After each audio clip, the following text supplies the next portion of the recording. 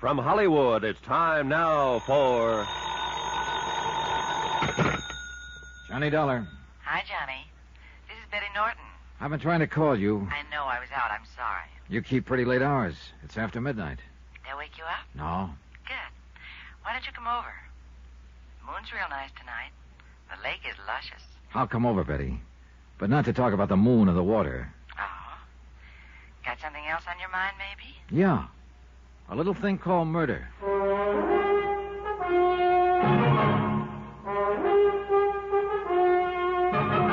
Tonight and every weekday night, Bob Bailey in the transcribed adventures of the man with the action-packed expense account, America's fabulous freelance insurance investigator. Yours truly, Johnny Dollar.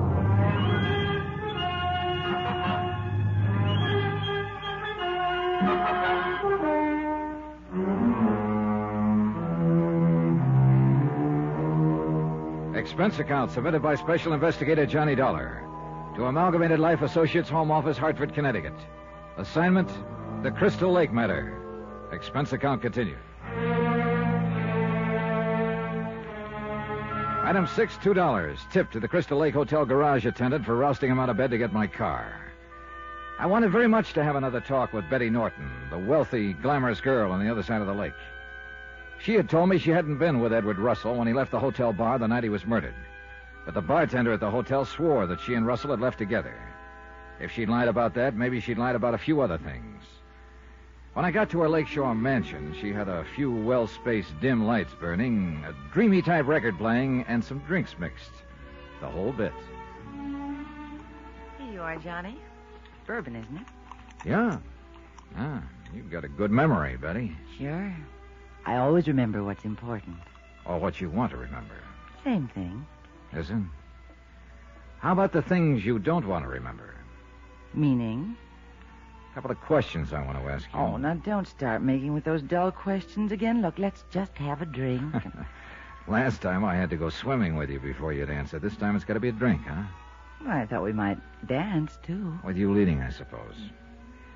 Sorry, Betty. I know you probably own quite a few things in this world, but the list stops short of me. I want some answers from you, and I want them now.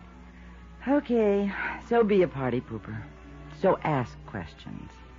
You told me you met Edward Russell in the hotel bar the night he was murdered. You had one drink with him and left. That's right. You lied, Betty. Who says so? The bartender at the hotel. My, and I've always tipped him so well, too. Look, baby, suppose we cut the comic routines, huh?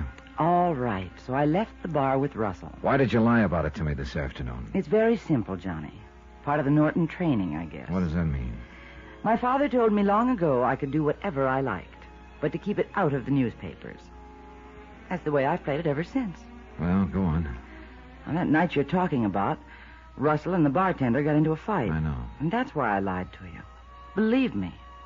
I just didn't want to be mixed up in anything that could land in the papers. I see. What happened then? He and I went to a coffee shop to sober him up a little. You can check that. I will. Then what? He kept mumbling about somebody named Bill he was looking for. You say much about him? No, he wasn't making very much sense. And then Hiram came into the coffee shop. Who? Hiram, the old fellow who drives what passes for a taxi here at the lake. He told Russell somebody wanted to see him. Russell left with Hiram. And you didn't see Russell after that? No, I didn't. You don't look convinced, Johnny. I'm not. You lied once before, you could be lying again. Sorry. I told you I lied before, but this time it's the truth. Mm-hmm. Where can I get in touch with Hiram? His number's on the cover of the local directory. Local directory. This one over here? Yes. Okay. Johnny, at this time of night? Yes, at this time of night. He doesn't usually take calls after midnight.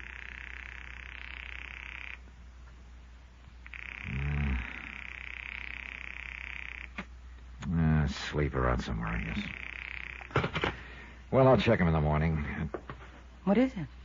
Shh, quiet. Johnny, what is it? What's the matter? I thought I heard something outside here. Could it have been one of your servants? Well, I only have a housekeeper with me here, and she went to bed hours ago. There are a lot of deer around here. Maybe that's what it was. Yeah, maybe. Johnny, you call Hiram in the morning. He'll back my story up. crazy thinking I had anything to do with Russell's murder. What possible reason could I have? A pretty weird one, maybe, but it might fit. You told me this afternoon you had to play everything your way. You've probably been doing it most of your life and getting away with it. Maybe Russell wouldn't cooperate. Are you kidding? Look, men like Russell are a dime a dozen. So I had a drink with him and got mixed up in a barroom brawl.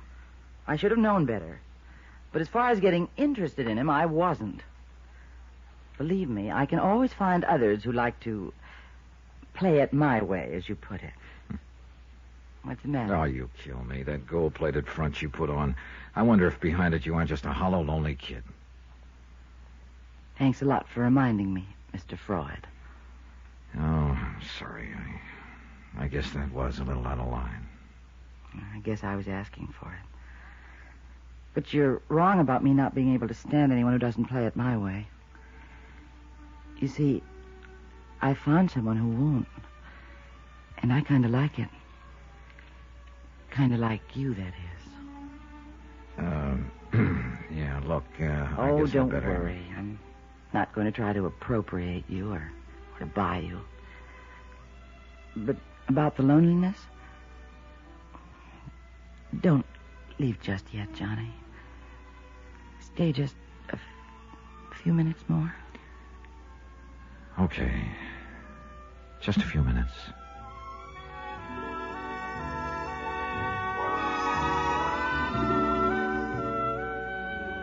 I guess I felt a little sorry for her and her loneliness. Or maybe it was... Well, anyway, I stayed a few minutes more. I think it was just a few minutes. My watch had stopped. First thing in the morning, I tried to get Hiram, the cab driver, on the phone again, but still no answer. I headed for Deputy Sheriff Ansel Garrett's office. Clarence Bixby, who owned the cabin where Russell's body was found, was with him. Good morning, Johnny. Ants, Mr. Bixby? Oh, morning, Dolly. Anything new? Not much.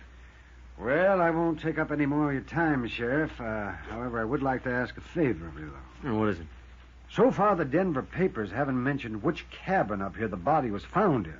Now, I'd appreciate it if it could be kept that way. Otherwise, if it got out, I'm afraid my chances of ever selling the place would be pretty dim. Yeah, and anybody who'd want to buy it for that reason probably be the kind of person not very welcome here at the lake. Okay, Bixby. Sounds reasonable enough. I'll see what I can do. Much obliged, Sheriff. Cigar? No, thanks. Dollar? No, thanks. Well, I'll see you later, fellas. I'll be around a day or two more if you want me for anything. Okay. Well, how do things look this morning, Johnny? Just like Bixby's cigar wrapper. Hmm? I wish he'd quit tying those things in knots. Every time he does it, it reminds me that we're right in the middle of a knot we can't untie. Yeah. It's a bear, all right. Oh, brother, it's worse than that. A guy named Edward Russell takes off from his home in Denver and disappears. He turns up here looking for a guy named Bill, of which there are too many in this town. Then Bixby brings a prospect up here to show his cabin, too. He finds the padlock's been switched. Russell's body inside. Yeah. Ants, the only person who stood to profit financially on Russell's death is his wife, Leona, beneficiary on his $50,000 insurance policy. But she couldn't have killed him. The Denver police established her in Denver at the time. Oh, incidentally, she's up here at the lake now, Johnny. Oh, yeah, she told me over the phone you wanted her to confirm the identification. How'd she bear up? Yeah, not too well. It's kind of rough. You got any information out of Betty Norton? Well, her story is she had coffee with Russell after his fracas with the bartender. Hiram, the cab driver, came in and told Russell somebody was looking for him. Russell went away with Hiram. You checked with Hiram? I've been trying to get in touch with him on the phone. No answer. Yeah, he's on the go a lot. He keeps his cab behind the hotel garage. We can check there and leave a message for him. Yeah, okay. Ants, what about Bixby as a possibility? I thought of that too, Johnny. It'd take an awful lot of nerve to kill a guy and then arrange to discover the body in your own cabin, but it sure would be quite a cover. Yeah. Yeah, but like you say, it'd take more nerve than most men have got. Besides, we run a check on Bixby, and we've turned up absolutely nothing to tie him into the deal at all. Now, there's no evidence he'd ever known Russell. I know. Leona Russell can't remember her husband ever mentioning Bixby's name. Hey, wait a minute. How about Putnam? Well, the guy who wanted to buy Bixby's cabin? Yeah. The same thing could apply to him. He knew the cabin was empty. He could have planted Russell's body there and then arranged for Bixby to open the cabin. It could be, except how does he tie in? I don't know. He said he and his wife wanted to buy the cabin. Might be interesting to check with his wife and see what she says. Not a bad idea, Johnny. I'll put in a long-distance call to her. Don't count on much, though. At this point, Ansel, I'm counting on nothing. And I wasn't. I was getting nowhere trying to match a logical motive with any of the suspects. I decided I might as well continue checking guys named Bill around town and see if I could find the one Russell had been looking for. I went down to Bill's boathouse at the landing. Bill Jensen, who ran it, was a stocky, heavyset man in his late 20s. His face looked friendly enough. That is, if you weren't paying much attention to his eyes. They were about the coldest shade of blue I'd ever seen. What can I do for you, Mr. Dollar? Boat, maybe? A little information, maybe. What about? A man named Edward Russell. The guy who was murdered? What about him? Did he come around here to your boathouse? Not that I know of. Well, he was looking for a man named Bill, and I thought you might be the one. No. No, Aunt Garrett was telling me about him, but I'm not the one he was looking for. Sorry. Did you happen to see him around town anywhere? Russell? No. First time I saw him was his picture in the paper after the killing. I see. Hey, you got quite a lot of boats here, Jensen. Yeah, pretty big investment in them. You keep the ones here in the boathouse padlocked, I see. No, I have to. Used to get one stolen now and then. Say, you want to take one out in the lake now, Mr. Dollar? Not right now, Jensen. Maybe later. See you around. All of a sudden, I was real interested in Bill Jensen and his boathouse because some of the padlocks on the boats looked very much like the one that had been placed on Bixby's cabin door, the one he'd pried off when he discovered Russell's body. I wanted a closer look at those padlocks, but now wasn't the time. I went on back to the hotel to look for Hiram, but his taxi still wasn't there. So I left him a message to contact me as soon as possible. Then, after dark, I went back to the boathouse. There was nobody around. I slipped in the back and took a close look at the boat padlocks. Yeah, no doubt about it. They were the same kind as the one on Bixby's door. And one of them was missing. Yeah, Bill Jensen could be my boy. I hit the deck fast behind one of the boats and looked around me. It was a bad spot to be in. I was pinned against a wall. I edged toward the rear, then dove for the door of the tiny office. Then I realized my mistake. I'd figured that the office would have an outside door, but it didn't. I was trapped. Yeah, it looked like I'd just solved the murder. The hard way.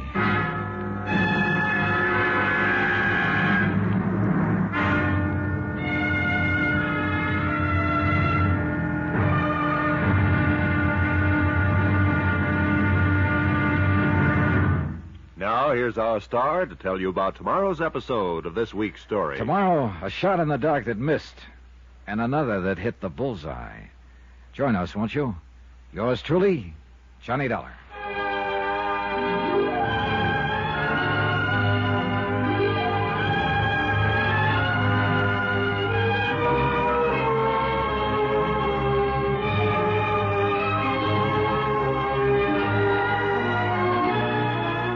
Yours truly, Johnny Dollar, starring Bob Bailey, is transcribed in Hollywood. Written by Robert Reif, it is produced and directed by Jack Johnstone. Be sure to join us tomorrow night, same time and station, for the next exciting episode of Yours truly, Johnny Dollar.